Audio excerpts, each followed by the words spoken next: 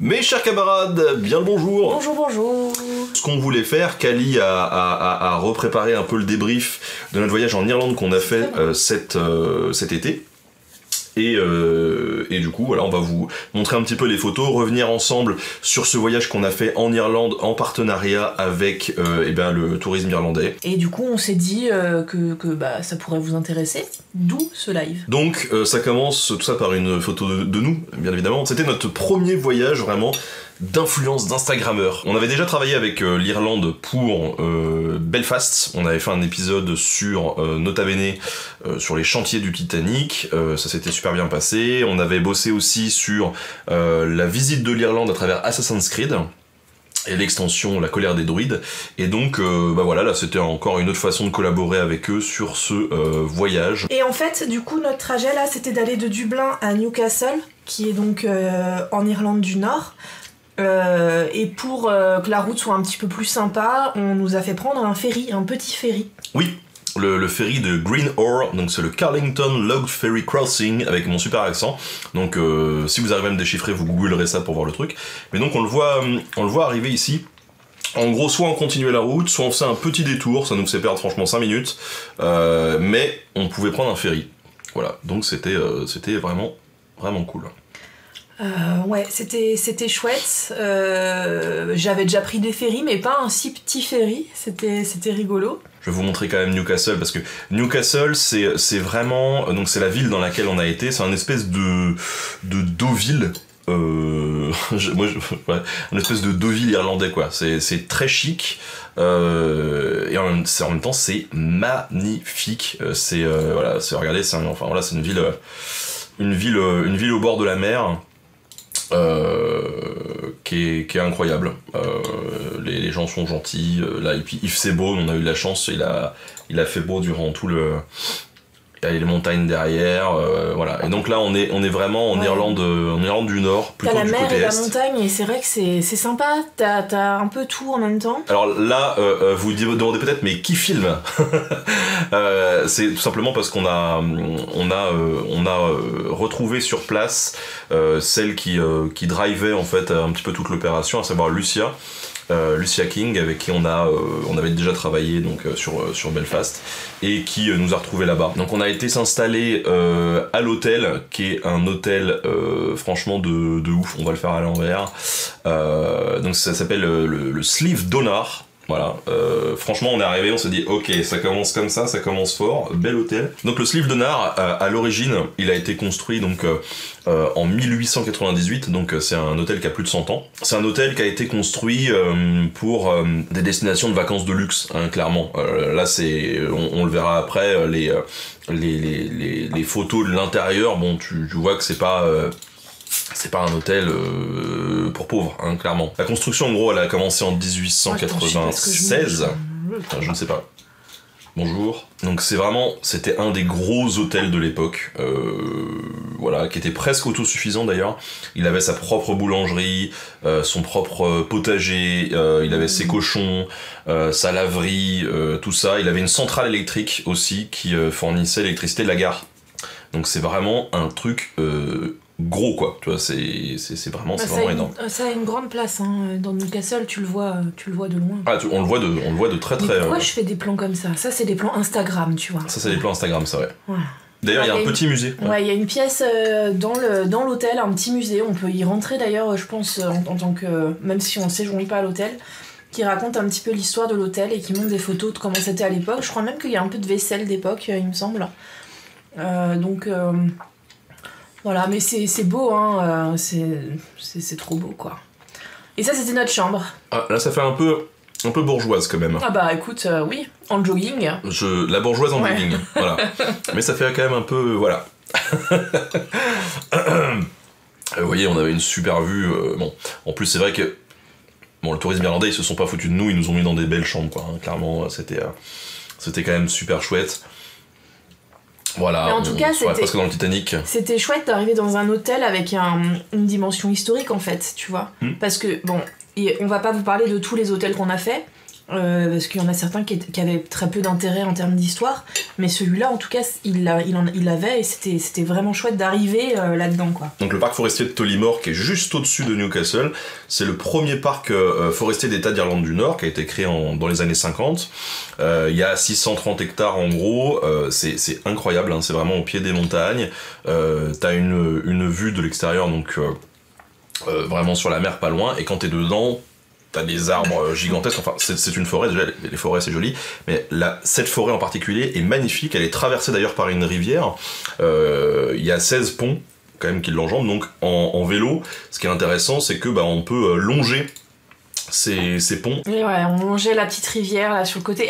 Remarquez que je filme en pédalant, s'il vous plaît. Incroyable. Hein, non mais attendez, j'ai pris des risques pour vous. Hein. Incroyable. Et donc on a des petits ponts comme ça qui sont magnifiques. En fait, c'est fou parce que je trouve qu'on s'en rend pas forcément compte en photo, mais les arbres sont très grands.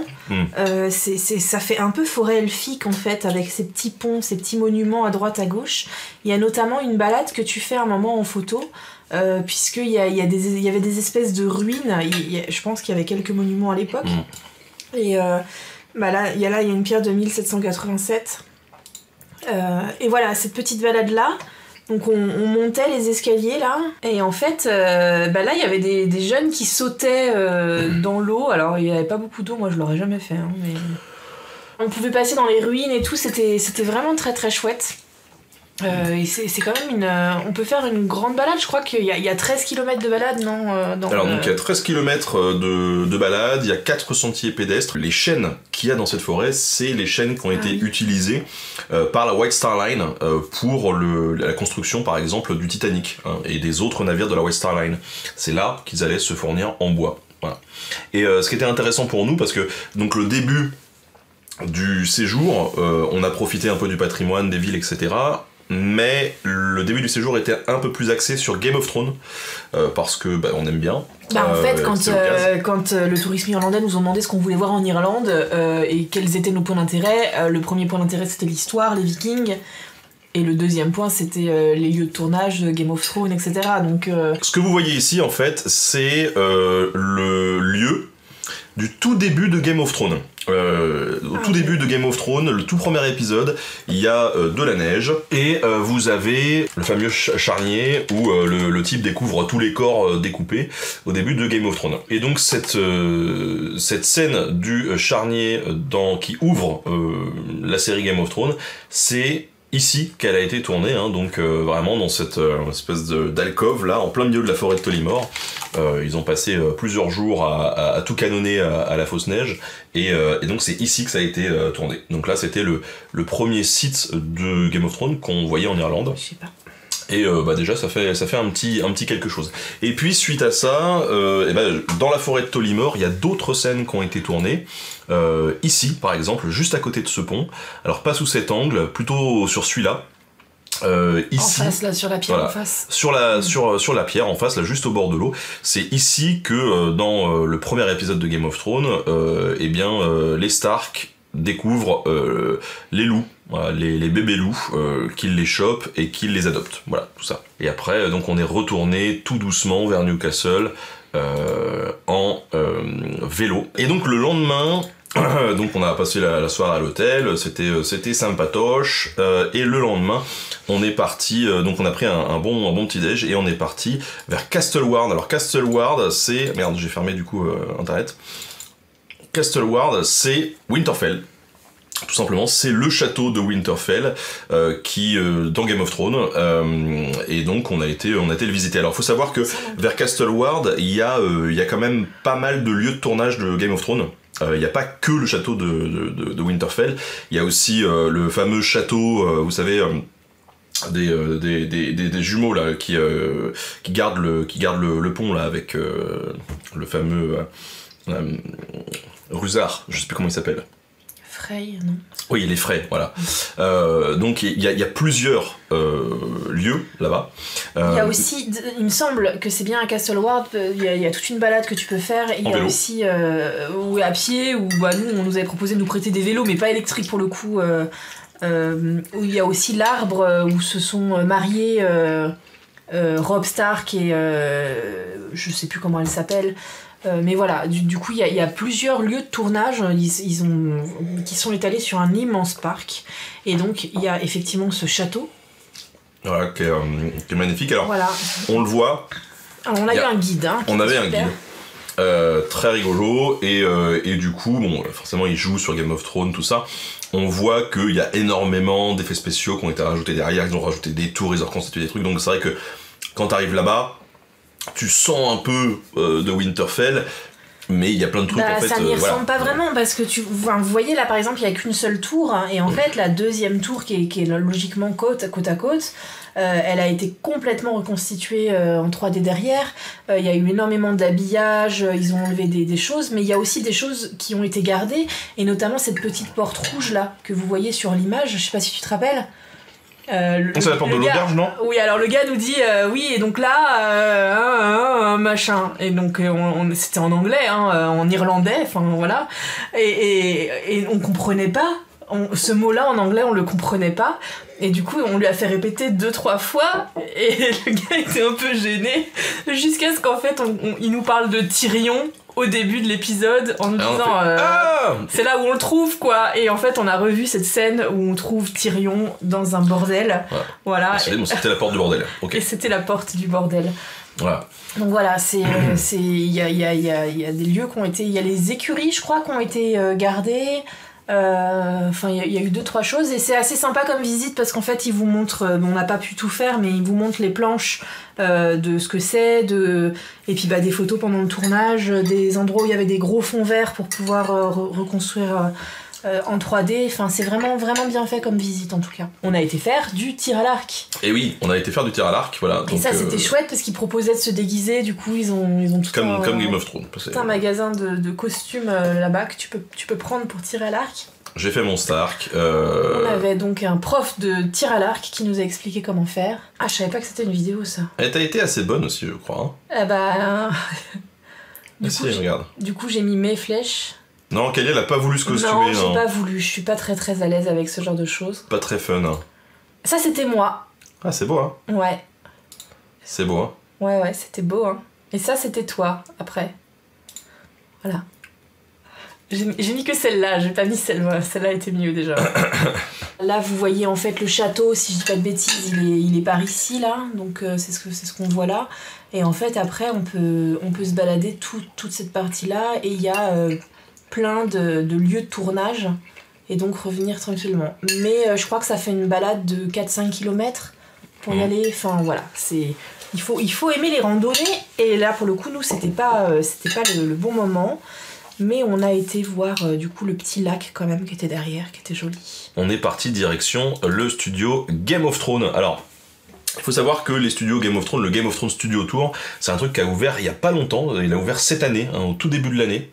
En fait, à la base, le tourisme irlandais nous avait envoyé un mail en disant venez faire l'inauguration du studio tour Game of Thrones. En plus, il y aura les acteurs de la série et tout. J'étais en mode ah, trop bien. Sauf qu'on a reçu le mail, c'était une semaine après. Et pour l'instant, on est en Irlande du Nord. Et du coup, on pouvait pas. Donc le méga sum, du coup quand on a monté ce voyage, on s'est dit nous on veut absolument aller au Game of Thrones Studio Tour parce que voilà, ça vient d'ouvrir et tout, ça a l'air d'être trop bien, donc on veut y aller. Alors Game of Thrones Studio Tour, c'est en fait une sorte d'exposition permanente dans des énormes hangars en fait, où on va retrouver des décors, des costumes, plein de trucs en rapport avec l'univers de Game of Thrones. C'est un musée interactif, un peu une expérience on va dire. Ouais, costumes originaux, tout à fait. Ouais, les décors aussi, hein, c'était... Voilà, donc là tous les costumes qu'on voit, c'est des costumes originaux qui ont été portés dans la série, et on peut les voir. Il y en a, ouais. Il y en a énormément, c'est vraiment grand. Il y a tout en fait. C'est vraiment grand. Là, moi j'ai été hyper ému parce que vraiment t'as les géants taille réelle. Alors on s'en rend pas compte parce qu'en plus je suis en contre-plongée. Il est à genoux le type. Hein, il est à genoux et il fait quand même 5 mètres de haut le truc. Hein. C'est incroyable. Ah bah là on a le costume d'Odor. Sachant que du coup parfois ils mettent les costumes en scène, ce qui est plutôt cool. Il y a des bouts de décor comme on le voyait derrière. chez les Corbeaux. C'était fou parce que on n'est pas fan de Game of Thrones au point de connaître les noms de tous les personnages, etc. Enfin voilà, on pouvait faire nos petits boucliers, nos petits blasons qu'on a fait.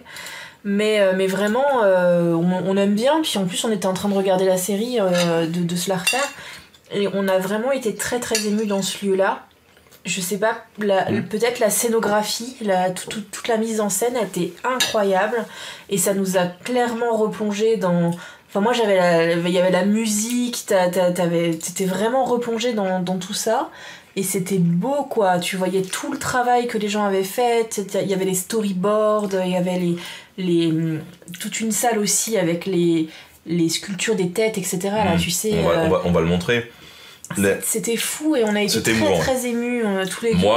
Moi perso, j'ai lâché une larme. Ah bah moi j'arrêtais pas de pleurer toute la visite, j'avais les larmes qui coulaient et je regardais Ben en me disant mais je sais même pas pourquoi je pleure en fait, mais juste j'en ai encore des frissons, c'était... Bon, je vous laisse déterminer lequel est celui de Kali et lequel est le mien. Hein, voilà. Voilà. Soit défendre, soit déterminer. Il y avait des super bannières qu'on voit à l'intérieur, plein d'objets de déco, des sculptures incroyables. Pas mal de vidéos qui te montrent comment ça a été fabriqué, etc. Enfin, c'était fou. Ah ouais, alors là... Voilà, on pleurait tous les deux. Le décor, il est incroyable. Et les costumes, les robes et tout, mais franchement, enfin... C'était fou. Ah bah là, ça doit être là où tu dis que tu pleures, justement. Ouais, là je fais un Insta, je pleure, c'est trop beau. Hein. Tu l'as fait 2 fois. Ouais, je m'étais foiré. Et toutes les costumes. La mise en scène est juste incroyable. Enfin... Alors, ça fait pas attrape touriste? Non, pas du tout. Alors, en gros, par contre, c'est Disney. Hein. C'est Disney dans le sens où c'est conçu comme une attraction, vraiment. Tu vas en bus, déjà, t'es emmené en bus, t'arrives dans un complexe où tu dois attendre pour que la visite se lance, et effectivement, t'as toute la visite qui fait pas attrape touriste. Elle est vraiment grande. Il y a beaucoup de choses à voir. C'est très chouette. Il y a plein d'interactions. On le voit pas forcément dans les photos que j'ai sélectionné, mais tu peux tester pas mal de choses avec des bornes interactives, etc. Et alors là, par exemple, on a un crâne de dragon, et donc à côté, il y a la vidéo de comment est-ce qu'ils ont construit le crâne, quoi. Donc c'est super, c'est en polystyrène et tout, c'est génial. T'as les effets spéciaux, où ils te montrent comment ils font pour faire les zombies, tout ça, les prothèses. Donc là, on a... pour vous montrer un peu l'immensité des salles. La cour de King's Landing. Parce que vraiment, elles étaient grandes. Et en fait, lui, c'est un type qui travaille à l'intérieur. Et le gars, il est venu me voir en me tapant sur l'épaule. Tu sais, je regardais le truc et il vient me voir en mode psst, comme ça. C'était bizarre la manière dont tu nous as arrêté, mais... Et il me dit... Vous voulez que je vous montre un truc? Je fais ouais, qu'est-ce que tu veux, quoi. On était là maintenant. Et il me montre la photo et il fait vous savez qui c'est lui? Et je fais puis je le regarde puis il me fait ouais c'est moi et tout. Et en fait le gars il a eu un petit rôle, il a fait le figurant dans Game of Thrones où il apparaît pendant une scène, c'est tout. Même pas une seconde. Et en plus, je crois que c'est une scène qui avait failli être coupée et qu'au final ils ont gardé. Et le gars était tellement content de raconter son expérience. C'était rigolo. C'était cool. Voilà, forcément, t'as la musique à donf avec des méga basses à côté. T'as tes os qui tremblent devant le trône de fer. Mais c'est bien stylé. Voilà. Et vous voyez, c'est des belles mises en scène, quoi. C'est des grandes salles. C'est des grandes salles. Donc voilà, Studio Game of Thrones, c'était trop bien. Et ensuite, donc on est parti vers la ville de Trim pour aller le lendemain visiter le château de Trim Castle. Trim Castle, c'est ça. Hein, pardon. Non, j'allais dire qu'on avait eu un hôtel super à Trim. Qui était un hôtel au centre et devant le donjon en fait. Et ça, cette photo-là, elle est prise depuis la chambre d'hôtel, celle que vous êtes en train de voir. puisque du coup on avait un petit balcon. Alors on a eu la meilleure suite. Voilà, je vais être très honnête, je pense que Tourisme Irlandais nous ont fait une très belle surprise avec cette chambre qui était très très belle. C'était la meilleure suite de l'hôtel, voilà. Donc c'était le plus luxueux entre guillemets qu'on ait fait. Qui était très très chouette. C'était super en fait d'avoir la vue sur le château en face. Maintenant il y a une chambre dans la ville qui fait ça, hein. Donc, ouais, et clairement. Et c'est là que j'ai eu la révélation d'un épisode que je tournerai en direct pour le vlog. Parce que, en gros, rappelez-vous, hein, la nuit d'avant, on avait été dans un hôtel de malade aussi, au bord de la plage. Voilà, enfin, un truc de fou. Là, on arrive. Truc de malade aussi. En plus, on s'y attend pas forcément parce qu'on est à la base, on n'est pas très, enfin, on s'en fout un peu et c'est vrai que on est arrivé et quand j'ai vu l'hôtel où il était positionné par rapport au château, je dis à Ben, imagine, on a la vue sur le donjon et en fait, quand on monte à l'ascenseur, le couloir qu'on prend, je dis bah non, là, dans le sens où on va, le donjon est là-bas, c'est pas possible, on peut pas avoir la vue dessus et en fait, quand on rentre, on passe par ce couloir là de la chambre et là, je me rends compte qu'on a la vue et je dis à Ben, mais c'est un truc de ouf. Enfin, on était très émus aussi. En gros, de toute façon, il y a une chambre qui a une terrasse privative, c'est celle-là. Il y en a pas d'autres. Voilà, donc on a vraiment la plus belle chambre. Et je me souviens en fait, à un moment donné, donc on rentre là-dedans et on se dit mais waouh, elle est incroyable cette chambre, c'est fou. Hein. Et puis, c'est une semaine où il faisait un peu chaud en Irlande, mais rien de comparable avec la France. Attention. Et je fais juste remarquer, je fais bon, par contre, il y a pas la clim.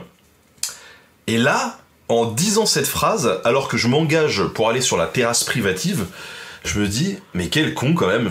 Franchement, on a une super chambre, un truc, et il faut que je trouve le moyen de dire, il y a pas la clim. Et donc, journée numéro 3, on commence par la visite du château, hein, dès le matin. Le château de Trim, donc dans le comté de Meath, si je le prononce bien, donc qui est juste sur les rives du fleuve Boyne, voilà. Donc c'est un château qui s'étend sur 30 000 m² environ, c'est le plus gros château d'Irlande, le plus important complexe d'architecture normande en Europe, qui a été fondé par un type qui s'appelle Hugues de Lacy. Voilà, il a été construit en gros sur 2 générations au début du XIIIe siècle, en 1206. Et donc on a un complexe architectural qui est hyper intéressant, qui est magnifique, qui est dans son jus, avec un gros donjon.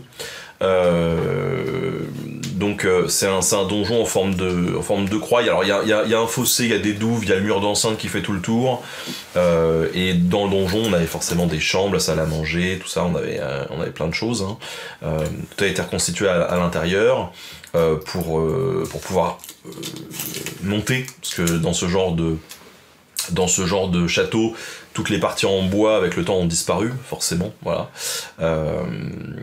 Et donc c'est un château qui a été vraiment édifié pour la défense, et d'ailleurs sur place les guides nous donnent pas mal de petites infos sur la défense d'un château médiéval, voilà, c'est assez cool. Et donc pour la petite anecdote, c'est un château qui a été utilisé pour le tournage du film Braveheart avec Mel Gibson. Voilà, c'était celui qui était utilisé pour la ville d'York. Voilà, quand il doit attaquer la ville d'York et que t'as le cousin du roi qui est là-bas, et ben c'est là qu'ils ont filmé. Voilà. Il me semble qu'ils ont pas subi de siège. Je sais pas. Je sais plus. En tout cas, il y a toute une zone qui pouvait inonder à souhait. On peut voir à l'intérieur un peu. Ça c'est les extérieurs, parce que du coup il y avait beaucoup de bâtisses autour. Voilà, à quoi ça pouvait ressembler. C'est fat quoi. Donc il y a des maquettes, ils expliquent un peu comment c'était monté à l'intérieur. Retourne. Tu vois la diagonale là. Ah oui, alors c'était ici le toit en fait qui était là et qui servait pour récupérer l'eau de pluie, si je dis pas de bêtises. Parce que du coup il t'expliquait vraiment comment survivre dans ce château s'il y avait un siège.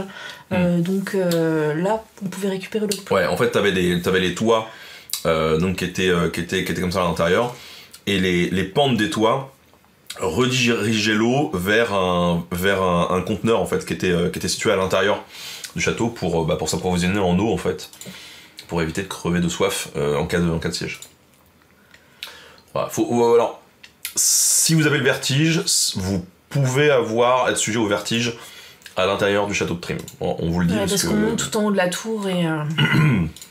on se rend pas compte comme ça parce que c'est imposant, mais en vrai, c'est haut. C'est vraiment haut, voilà. Suite à ça, on a... Alors, je sais plus si c'était sur le fil qui nous avait prévu ou pas. On y avait été spontanément, je ne sais plus. C'était indiqué qu'on pouvait y aller si on avait envie. Voilà, évidemment, on avait envie. On a été visiter après ça Hill of Slane, la colline de Slane. On a fait un live sur Facebook, voilà pour le coup. Et la colline de Slane, elle est connue comme étant l'endroit où Saint Patrick aurait allumé le feu pascal la veille de Pâques en 433. Alors Saint Patrick, pour le coup, hein, il y a une grosse histoire autour de Saint Patrick en Irlande. Et du coup, c'est une figure qu'on retrouve régulièrement sur des lieux de patrimoine en Irlande. Mais du coup, le Hill of Slane, la colline de Slane, c'est un lieu assez important pour le christianisme depuis le 5e siècle. Voilà. On a fait un live du coup sur Facebook. On a fait un ram qui ramait. On a fait un live qui ramait un peu. Saint Patrick est là, c'est celui que je voulais vous montrer. Donc toi t'as fait ton live pendant que moi je me suis promenée parce qu'on pouvait c'était vraiment chouette, on pouvait vraiment passer dans les ruines, se promener, etc. On a un peu escaladé, enfin il y avait sur place des familles avec des enfants, c'était voilà, et ça c'est le cimetière là qu'on a vu tout à l'heure qu'on voit vraiment de l'autre côté. Il y a deux sites en fait. Là, je suis dans l'autre partie. Quand je fais la photo, je suis dans cette partie qui est là, qui est pas le cimetière, qui est plutôt une église ou quelque chose comme ça. Donc là, on a le cimetière. Et ça, c'est l'autre côté, c'est la deuxième partie. Donc là, on a cette première partie et on a l'autre cimetière de l'autre côté. Voilà, vous voyez les deux côte à côte, hein, sont vraiment pas très très loin. Ce qu'on voit aujourd'hui, c'est les vestiges d'un monastère franciscain qui date du XVIe siècle, en gros. Et donc qui a lui-même été construit sur l'emplacement d'un ancien monastère qui était fondé par un disciple de Saint Patrick. Donc c'est quand même un lieu qui est chargé d'histoire, voilà. Et puis donc après ça, on est parti en direction d'un site que je vous conseille absolument de visiter, qui est absolument incroyable. Qui est le site de Brunaboyne. Voilà, Brunaboyne, là c'est vraiment un gros complexe touristique. Faut réserver en amont pour y aller, et parce qu'il y a une espèce de visite guidée un peu des lieux. Alors, peut-être que ce que je peux vous montrer aujourd'hui, ça ressemble à ça, vu du dessus. Ouais. C'est la visite qu'on a faite, hein. Non, c'est pas le même. Si, c'est celui-là. Si, c'est celui-là. Ça, pour le coup, c'est une visite qu'il faut prévoir à l'avance, il faut réserver, parce qu'il y a beaucoup de monde qui y va. Ouais. Je pense que c'était notre première visite ultra touristique qu'on a faite. C'est ça. Quand on dit ultra touristique, c'est pas attrape touriste, attention, hein. C'est juste que c'est assez fréquenté parce que c'est incroyable. C'est un lieu qui est très bien préservé. Ils font aussi très attention, donc c'est un lieu où on ne peut pas y aller sans guide. C'est que des visites guidées très rythmées avec des bus qui nous emmènent sur les différents sites puisqu'il y en a plusieurs et on ne peut pas y aller à pied. Et donc on est avec les guides qui nous font les tours pour nous expliquer un petit peu cette histoire. C'est très bien, c'est très chouette. Voilà, c'est très rythmé comme visite. Ouais. On arrive à telle heure, on repart à telle heure. Moi, j'ai jamais été visiter des lieux comme en Égypte, etc. Mais je crois que c'est un peu ce même principe où c'est des visites timées et voilà. Mais ça vaut vraiment le coup. Donc là, c'est ce à quoi ça ressemble de vue du ciel et donc vue pas du ciel. Voilà. Alors, en gros, qu'est-ce que c'est Brunaboyne déjà ? Donc, c'est un site qui est dans la vallée de la Boyne, tout près de la rivière, comme tout à l'heure, à Trim. C'est un lieu qui regroupe pas mal de sites datant du néolithique, qui sont assez ouf. Et en fait, c'est des sites qui sont parmi les plus vieux d'Europe. En gros, ces constructions-là c'est plus vieux que Stone Age. Voilà. Donc on est sur des trucs assez ouf. C'est des sites qui ont été édifiés au néolithique, où on a retrouvé beaucoup de traces de d'art préhistorique, il y a des gravures sur des grands mégalithes, il y a des dispositions de pierres voilà, qui sont assez intéressantes, et d'ailleurs par la suite c'est rigolo parce que il y a des villages qui vont être construits sur les monticules de terre en fait. Hein. En gros, on a ces constructions mégalithiques qui vont tomber dans l'oubli à la fin de la période préhistorique, elles vont être envahies par la végétation, elles vont totalement disparaître, même si elles vont être pillées un petit peu par les Vikings à partir du 8e siècle, et c'est vraiment au 17e siècle, à la fin du 17e siècle, que Brunna Boyne va, pour le coup, ressortir un petit peu. Alors il va y avoir une bataille assez sanglante, la bataille de la Boyne en 1690 là-bas, entre les catholiques et les orangistes, et ensuite, bon, on va finir par redécouvrir tout ça, et donc à l'intérieur de ces... de ces modes de terre, on fouille et on découvre des galeries. En fait, il y a plusieurs sites. On commence par ce site-là où on ne peut visiter que l'extérieur. Oui. Et on nous dit qu'effectivement, il faut prendre notre imagination, mais là où il y avait le pilier, là, il y a en fait, il y a une entrée. Et si on peut pas, hein, mais si on entre, c'est un tunnel où il faut se mettre à quatre pattes pour avancer, voire même le faire allonger. Ouais. Et on arrive jusqu'au centre où il y a une pièce où visiblement il y avait des rites à l'époque. Il y a une pièce, on ne sait pas ce qui se passait dedans. Bah, vous voyez, sur les pierres là, on a des traces, on a des formes, on a des choses. On connaît pas très bien les significations. Alors ça a été du coup rehaussé, hein, on voit le bloc en béton au-dessus par les gens qui ont restauré un peu tout ça pour pas que ça s'effondre. Mais oui. Et donc on peut monter sur ce monticule là, sur celui-là, on peut aller dessus. Et on a une super vue. On a une super vue sur tout ce qui est autour. Voilà, mais ce qui est rigolo, c'est qu'alors du coup, il y a une visite sur place et les guides sont formidables parce que ils essayent d'être le plus précis possible d'un point de vue technique, ou voilà, et en même temps ils te disent bon. On sait pas en vrai à quoi vraiment ça servait. À l'intérieur, on suppose que ça peut être pour des rites magiques, pour des rites d'initiation, voilà, mais on ne sait pas. Et en même temps, et voilà, ils disent bon. T'as plein de gens qui vont dire c'est les aliens qui ont construit le truc et tout. Bon, ils ont un discours très pédagogue là-dessus et très honnête, voilà. Et très intelligent, je trouve. Au vu de ce qu'ils ont retrouvé, il y avait sûrement un village au-dessus. Oui, c'est ça. Mais voilà, et donc là, aujourd'hui, ça ressemble à ça. Hein. Donc là, c'est celui-là où on est monté, on pouvait être sur cette partie-là, et donc on peut faire le tour. Il y en a des plus petits. Et à côté, les plus petits, il y aurait des... Donc c'est des tombes. Hein. Et après, on va à Newgrange. Voilà. J'ai pas beaucoup de photos. C'est la même... D'extérieur, ça ressemble vachement à ce qu'on a vu avant, sauf que là, on a une entrée. Et là, nous, on est rentré dedans. Mais les photos sont interdites. Parce que si vous voulez voir à quoi ça ressemble, il faut y aller. Voilà, tout simplement. Mais donc là, t'as 5-10 minutes, en gros. Avec un guide, tu peux rentrer à... une dizaine grand maximum.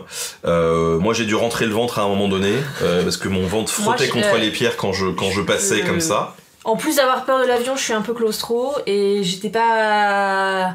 Je l'ai fait parce que c'est incroyable et voilà, mais j'étais pas très très à l'aise et je pense que si vous êtes claustro, ne le faites pas. Hein, on se retrouve vraiment dans un tunnel de roches bas et... Ouais, faut pas être claustro. Voilà. Enfin, c'est serré quoi, et effectivement on arrive dans une pièce. Je pense que sur internet on a moyen de trouver des photos de ce à quoi ressemble l'intérieur, mais c'est un peu mystique comme expérience et je pense que ça... Enfin voilà, c'est un truc un peu... Moi j'avais jamais entendu... Enfin le son était vraiment particulier, tu vois, t'es au milieu de la roche, hein, t'es sous terre. Et à un moment, elle a éteint la lumière et je pense que j'avais jamais vu un noir aussi noir, quoi. C'était un peu fou, hein. Voilà, et du coup, au solstice d'été, le soleil, au coucher du soleil, t'as pile en haut là, et donc il y a un faisceau de lumière qui arrive pile dans la salle où tu te trouves, quoi, hein, qui doit être une quinzaine de mètres derrière, un truc comme ça. Peut-être que je dis des bêtises, mais en gros c'est ça. Donc pareil, voilà, c'est incroyable, vous pouvez le visiter, maintenant il faut y aller, quoi. On n'a pas de photos à vous montrer malheureusement de l'intérieur, mais bon, faut bien garder une partie de mystère. Jour numéro 4, on est allé visiter un lieu qui me tenait à cœur, donc c'est la colline de Tara, Hill of Tara, qui est un grand site occupé depuis le néolithique, qui a une importance quand même dans la mythologie irlandaise, et en gros c'est là-bas qu'on considérait qu'il y avait le siège de la souveraineté de l'île d'Irlande. Donc en fait, c'est un lieu qu'on a vu dans Assassin's Creed, la colère des druides. Quand on avait fait un live, il y avait la colline de Tara qui était représentée là-dedans, et moi je voulais voir absolument le lieu en vrai. Et dans la colline de Tara dans Assassin's Creed, la pierre est immense. Vraiment, elle est immense, quoi. Et ils m'avaient dit, les développeurs, qu'ils avaient exagéré totalement les dimensions du truc, parce que symboliquement, voilà. Mais c'est vrai que c'était tout petit. C'était tout petit. Et c'est ça, en fait. Hill of Tara, c'est une colline, et il y a ça au-dessus. Un morceau de pierre, qui est moins grand que moi. Ça ressemble à ça, vu de haut. Donc c'est plutôt joli. Mais c'est vrai que quand t'es là-bas, bah tu vois pas ça, toi. Voilà, tu vois ça. Voilà. Mais en gros, du coup, c'était là-bas potentiellement qu'on pouvait faire les cérémonies de couronnement des rois. Mais ça reste un lieu, voilà, de folklore, de mythologie, de spiritualité. Voilà. Et donc après cette colline de Tara, on est parti plus au sud. Et on est parti pour la ville de Wicklow. Alors la ville de Wicklow qui est quand même plus au sud, hein. Là on est quand même redescendu vachement. La ville de Wicklow, on avait rendez-vous avec la personne qui était responsable du tourisme comté, dans le comté, qui est un Français en fait, il venait de Toulouse. De Toulouse, je crois, ouais. Ouais, il venait de Toulouse, mais enfin ça faisait 20 ans qu'il habite là-bas, quoi, et qu'il vit là-bas, et que sa famille est là-bas, donc voilà. Et c'était super aussi. Donc ça, c'est un village portuaire, pareil, incroyable. Les paysages sont magnifiques. Et donc particulièrement, on a été visiter les ruines d'un petit château, le Black Castle, qui a été construit par les Normands au XIIe siècle. Voilà. C'est ça. Hein. Et d'ailleurs, il a brûlé ce château noir, mais ça fait des belles photos au bord de l'eau, comme ça, avec vous voyez, des marches dans la roche. C'est absolument magnifique. Et donc Wicklow, ça a été une ville qui a été fondée par les Vikings. Enfin, ça a été un comptoir important. Un comptoir viking, voilà. Plus qu'une ville. Hein. Ça a été aussi... alors, je crois que Wicklow, ça veut dire un truc du genre l'édenté ou un truc comme ça. Ouais, tu nous avais dit. Oui. Et parce que c'est censé être le lieu où Saint Patrick, avant qu'il soit Saint Patrick, est débarqué... je crois pour la première fois, il me semble, alors ça se trouve je dis des conneries, hein, oui, si c'est ça. De mémoire, mais en gros, il débarque sur les côtes, et en fait, le truc c'est que les gens, ils veulent pas l'accueillir, quoi. Donc ils lui balancent des cailloux, et donc la légende veut que, je sais plus si c'est lui qui se serait pris un caillou dans la tronche, et du coup ça lui pète une dent ou je sais pas quoi, et donc l'édenté, quoi, Wicklow. Je crois que c'est ça l'histoire derrière, un peu légendaire. Ouais, c'était beau, hein. Ouais, c'était magnifique. Franchement, c'était un bon souvenir Wicklow. À Wicklow, donc on a été manger justement dans le restaurant de la prison. La prison de Wicklow, qui est une prison qui a accueilli, notamment au XVIIIe siècle, les Irlandais qui étaient enfermés par le pouvoir et qui étaient destinés notamment à aller au bagne. Hein. Et donc c'est... voilà. Alors au bagne... plutôt dans une colonisation forcée de l'Australie, je crois. Voilà, c'est ça. En gros, il y a eu une grande rébellion en 1789, et il y a aussi pendant la Grande Famine, et donc c'est une prison qui date du début du XVIIIe siècle, qui a servi tout au long du XVIIIe siècle, et vraiment qui est un peu... Enfin, qui est magnifique et qui est en même temps un peu glauque, quoi. Ouais, tu te dis, waouh, j'aurais pas aimé être là-dedans. Ouais, elle était vraiment... c'est vraiment une prison de film, en fait. Hein. Elle est petite, mais vraiment bizarre. Et d'ailleurs, je crois qu'il y a eu quelques films qui ont été tournés, mais je sais pas lesquels. Et la visite a été accompagnée de quelques histoires de fantômes dans la prison. Donc voilà. A priori, ils font des visites de nuit avec les adultes, un peu plus... Ça aurait plu à Patrick Baum, je pense. Voilà. Donc on a fait ça, on a été à huis clos et en fait l'après-midi, après on devait descendre vraiment beaucoup plus au sud dans le pays et du coup on avait toute l'après-midi de dispo. En discutant un peu avec le camarade responsable du tourisme dans le comté, il nous dit mais attendez, si vous avez l'après-midi de dispo, il faut absolument aller voir le monastère de Glendalough, je vais le prononcer comme ça. Parce que c'est trop beau quoi, c'est un indispensable, allez-y, la tour de réponse exactement. Et donc on a été visiter ce monastère de Glendalough. Oui, alors on a été visiter, on s'est baladé, c'était vraiment un lieu qui n'était pas prévu forcément par le tourisme irlandais pour notre visite. Mais effectivement, on n'a pas visité le monastère en lui-même, on s'est plutôt baladé autour.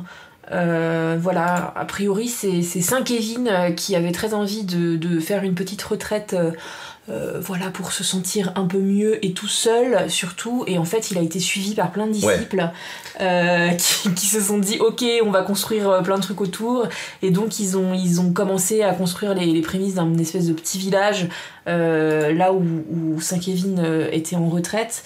Ils ont construit donc un monastère, une abbaye, si je dis pas de bêtises, et ça a même été jusqu'à avoir une espèce de petite université là-bas. Donc on s'est baladé, nous. On a été jusqu'au lac, puisque il y a 2 lacs, il y a le Upper Lake, je crois, et l'autre. Et on a fait une rando pour aller voir une cascade. Une cascade. Alors on a vu un panneau marqué la cascade, c'est par ici. Je dis à Ben, on y est, on y va. Et voilà, et ça c'est Cali. Et ça c'est moi. Ouais. Parce que ça montait de ouf. J'en pouvais plus. Enfin, on a un rythme un peu soutenu quand même depuis quelques jours, donc j'étais vraiment fatiguée. Là où du 4e jour on commence à avoir la petite fatigue qui arrive quand même. Voilà, Ben se moque de moi derrière là. Hein, ah bah oui, bien sûr que je me moque de toi. Non mais voilà. Et la cascade, moi je m'attends à une cascade quoi, voilà. Et on a ça. C'était tout petit. Voilà, donc c'était un peu... c'était joli, hein, c'était très chouette, mais c'est vrai que je m'attendais à une vraie cascade, et on a une petite cascade. Mais elle était sympa. Ouais. Et effectivement, cette tour-là, qui est au loin, on dirait vraiment la tour de réponse, quoi. Donc ça, c'était très sympa, et je pense que si vous aimez les randos, c'est vraiment un beau spot. Il y avait du monde. Et donc Waterford, c'est la première cité irlandaise qui a été édifiée par les Vikings en 914, donc c'était une ville qui était relativement puissante, énormément de commerce avec la France et l'Espagne, il y a un commerce de vin notamment qui est dingo dans cette région, et donc Waterford d'ailleurs se bat avec une ville voisine pour contrôler le commerce du pinard. Ouais, on va en parler après, je pense. Voilà, et donc on a Waterford, c'est connu pour ça. Le musée en tout cas des trésors de la ville qu'on a fait là a été superbe.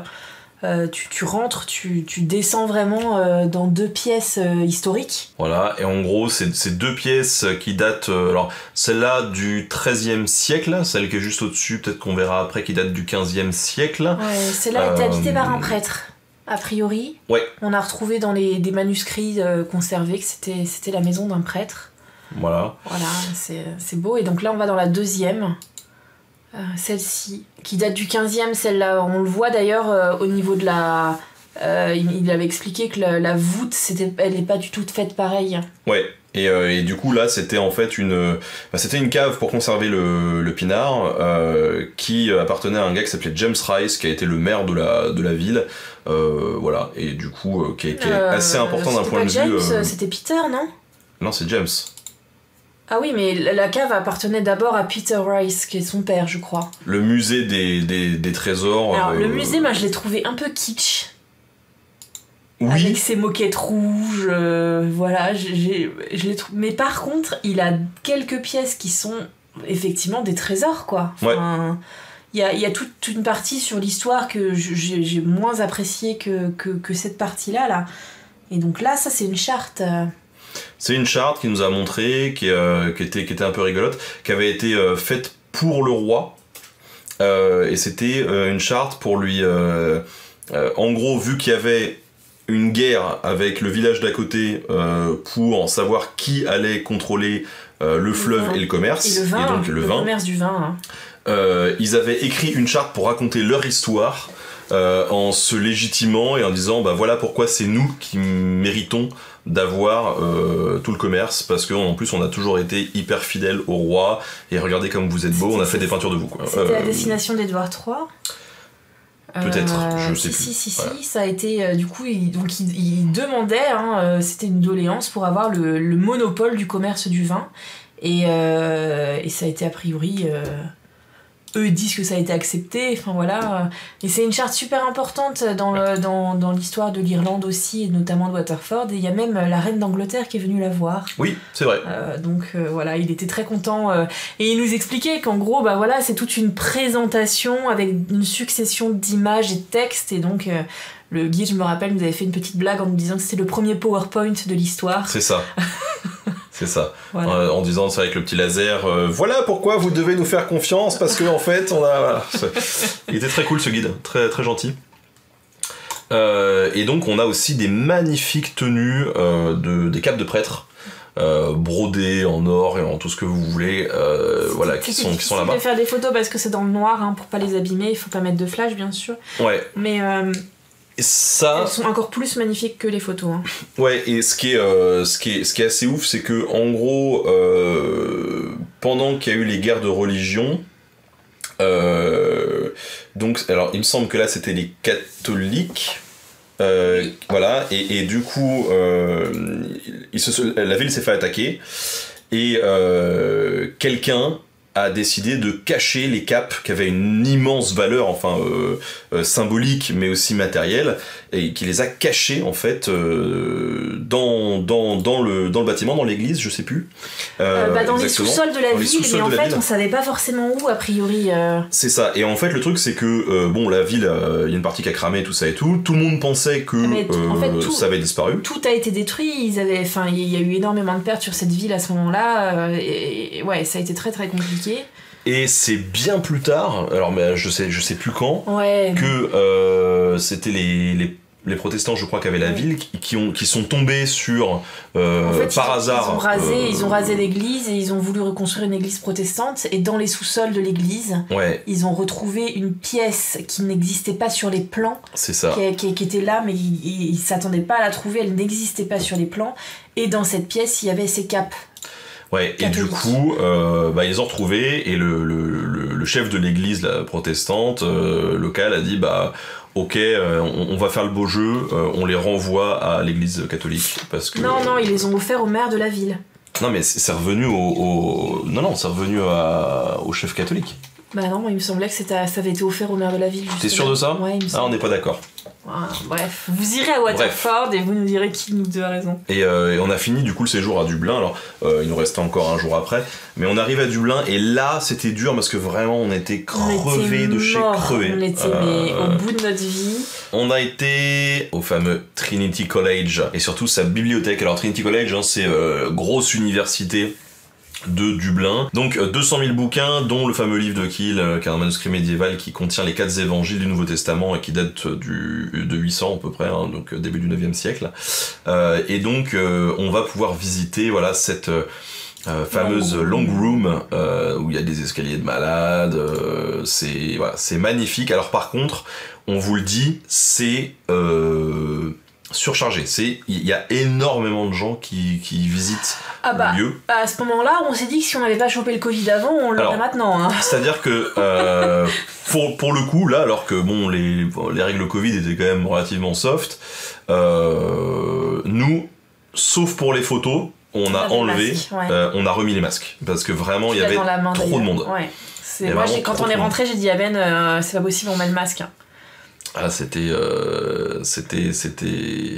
c'était la foire. Mais bon, en même temps, c'est normal. Il y a plein de documents comme celui-là, là, voilà, qui est donc c'était la proclamation de la République d'Irlande de 1916. Exactement. Voilà. Donc il y a des documents intéressants. Il y a c'est une belle bibliothèque, quoi. Bibliothèque, c'est magnifique, hein, voilà. Il n'y a pas la lettre J. Et c'est J, ouais. Il n'y a pas la lettre J. La lettre J n'existe pas en latin. Donc à l'époque, quand la bibliothèque a été construite, ils n'ont pas mis la lettre J, puisqu'il n'y avait pas de document rangé à la lettre J. Et il y a quelqu'un sur Instagram qui m'a dit, mais du coup, comment on prononçait Jules César ? Et en fait, c'était un I à la place. C'était Jules César. Juste après ça, on a été visiter une autre librairie, enfin bibliothèque, qui est beaucoup moins connue mais qui est vraiment sympa, vous pouvez y aller aussi, c'est la March Librairie, voilà. Et donc ça c'est une bibliothèque qui a été fondée en 1707 pour le coup, où il y a à peu près 10 000 œuvres qui sont rangées à cet endroit-là, donc c'est pareil qu'à l'époque, hein, ça n'a pas bougé. Et la particularité de cette bibliothèque-là, c'est que c'est la première bibliothèque publique d'Irlande. Oui. Alors voilà. Ça c'est marré parce que et les propriétaires, les libraires, enfin les bibliothécaires... Il y a le nom de tous les bibliothécaires de trucs. De tout le monde, et il y a Monsieur Cradock, et donc on se marre un peu comme des baleines tous les deux en mode il y a Monsieur Cradock, et là en fait la nana qui devait nous faire la visite arrive et on lui dit désolé, en fait on rigole parce qu'en français Cradock ça veut dire que c'est pas c'est pas très propre, voilà, c'est pas très ouf, et en quoi. fait elle se marre en nous disant mais c'est quand même fou parce que justement toute l'époque où Monsieur Cradock, la famille Cradock était propriétaire de la bibliothèque, ils ont foutu un bordel incroyable et ils ont pas beaucoup respecté la bibliothèque, donc elle disait c'est rigolo, voilà, donc on s'est demandé si Cradock ça venait pas de cette famille. Bram Stoker venait ici, donc c'est celui qui a écrit Dracula. Pour travailler, pour écrire, et du coup tu t'es assis sur sa chaise, voilà, et on a consulté quelques ouvrages avec la nana, notamment des vieux livres de cartes, elle était très contente de montrer les cartes de France, hein. Ouais. Donc nous c'était très rigolo aussi de chercher des villes qu'on connaissait, mais ouais, c'était le pays orléanois. Non, il y a pas mal de livres qui sont très bien conservés, et donc il y a ces fameuses cages, t'en as parlé déjà, non ? Non, pas du tout. Parce que du coup, c'était ça, tu l'as dit, c'était la première bibliothèque publique d'Irlande, et donc les gens pouvaient venir pour lire les livres, sauf que souvent ils repartaient avec en fait. Donc, ils volaient. Donc quand tu venais consulter les bouquins, tu pouvais venir, mais on t'enfermait dans une cage. Voilà. Pour être sûr que tu te barres pas avec. Et quand tu voulais sortir, tu grattais. Tu devais sonner la cloche pour dire hey. Voilà. C'était rigolo. Cette femme-là, alors elle travaillait là-bas et en fait elle avait été prévenue que nous on venait, donc c'est grâce au tourisme irlandais que on avait une petite visite un peu privilégiée, quoi. Ouais, mais il après, reste super accessible. Il y a des guides, il y a 2-3 personnes dedans. Ouais, il y a des guides qui t'expliquent. Et tu peux leur poser des questions. C'est un peu un petit musée en fait. Enfin, il y a 2-3 salles à voir, mais c'est très très chouette. Ils sont très très gentils. Donc non, c'est vraiment un lieu que vous pouvez visiter. Hein. Voilà, et donc l'après-midi... et l'après-midi, on est retourné à Disney. On est retourné à Disney. Et pas celui de Game of Thrones, celui de Guinness. Voilà. Et donc il fallait bien finir en beauté. On a été visiter la brasserie Guinness, voilà. Et là, ouais, c'est un Disney pour adultes, hein, clairement. Il y a des restos, il y a des spectacles. Hein. On a vu des musiciens... jouer dedans. Tout d'un coup, t'entends plein de musique, et en fait, c'est des musiciens qui viennent... Alors moi, j'aime pas trop la Guinness. Ouais, mais ça se voit. Elle était bonne, ouais. Elle était bonne. Donc là, on avait des Guinness. Alors, c'était des trucs... Au repas, c'était des trucs un peu spéciaux, les stouts en bouteille.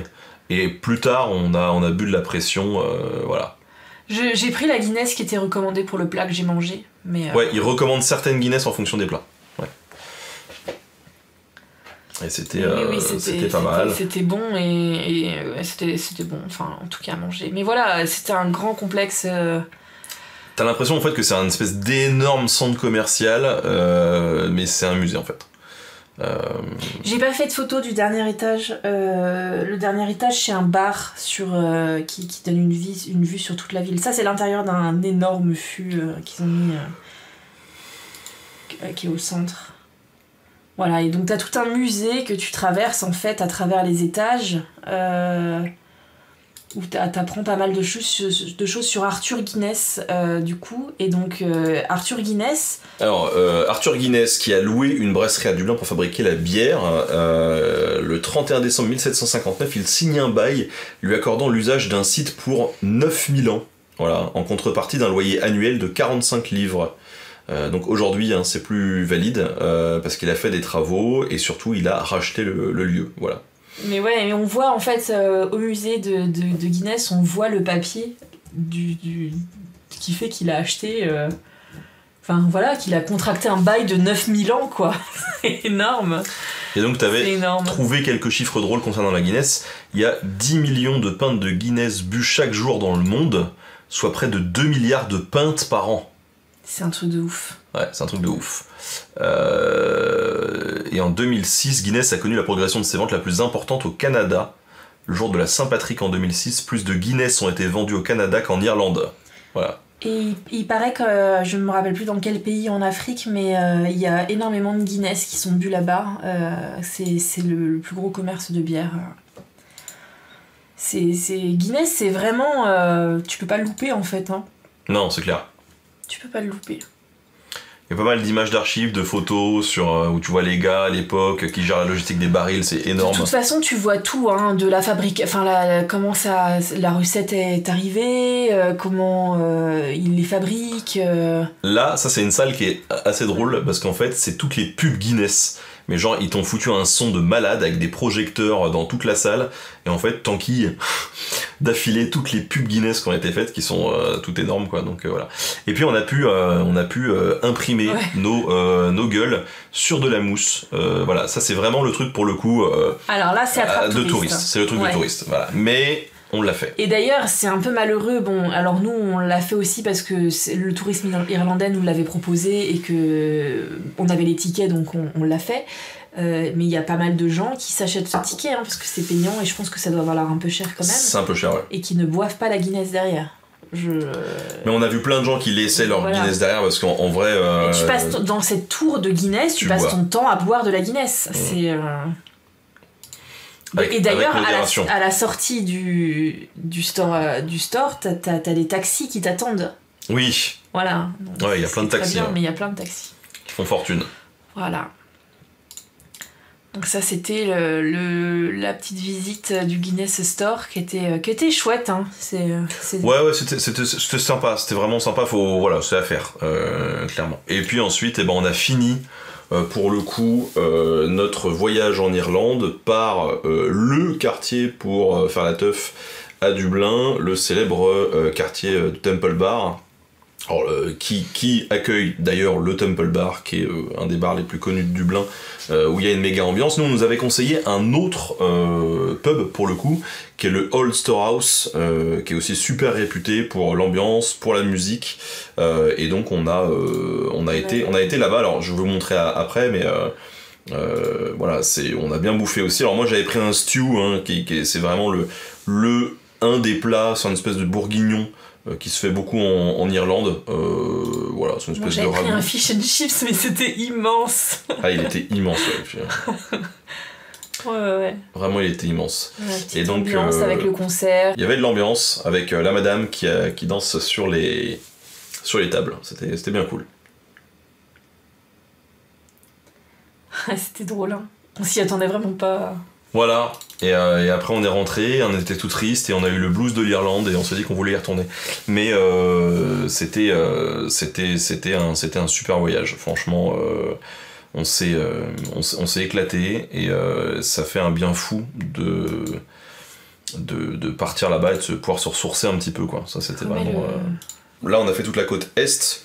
Et du coup, vous l'avez vu, on a fait un voyage qui mixait du Game of Thrones, du patrimoine, mais on est resté vraiment sur la côte Est, qui est en fait la côte qui est un peu moins connue, j'ai l'impression, de l'Irlande que la côte Ouest, où là, la côte Ouest, il y a toutes les photos de paysages d'Irlande que vous voyez, c'est toute la côte ouest en fait, et souvent le tourisme va beaucoup à l'ouest, et nous on s'est concentré sur l'est, et vraiment c'était super. C'était vraiment bien, du coup on est passé en Irlande du Nord, on a fait aussi la République d'Irlande, enfin on a fait pas mal de choses en 5-6 jours là, on avait un beau programme road trip, c'était vraiment bien.